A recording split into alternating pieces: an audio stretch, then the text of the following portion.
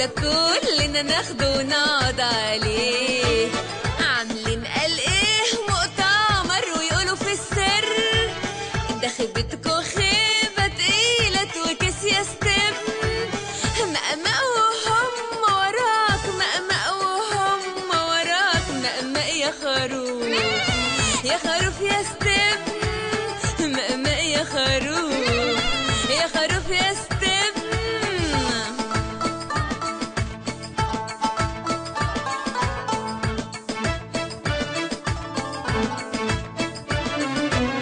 وعليا النعمة الدماغ دي دماغ حشيش زي الخرفان لما بياكلوا نجيلة وحشيش.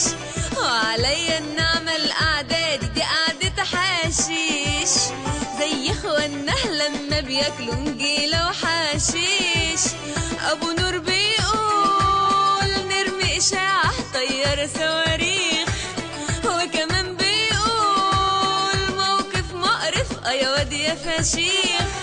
وعامل لي معرضة يا خدتك وطلعت معرض، بتقابل موسى بالشاطر اصلك معرض.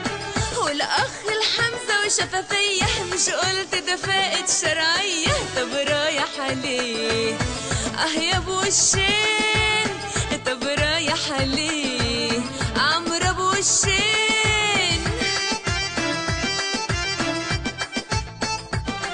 يا مفضوحين يا معرضين،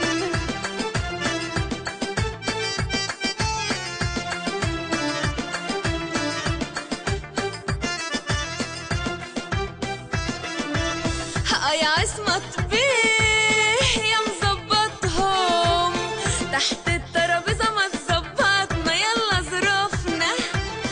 ابعت لعيبة وظبطهم، الله يرحمه عمك مات قبل اليوم ده.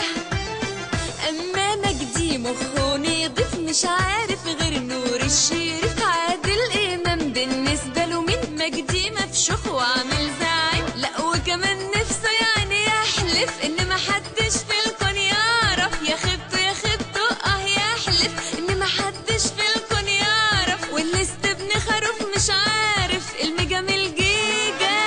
اشوف فيك يوم يابا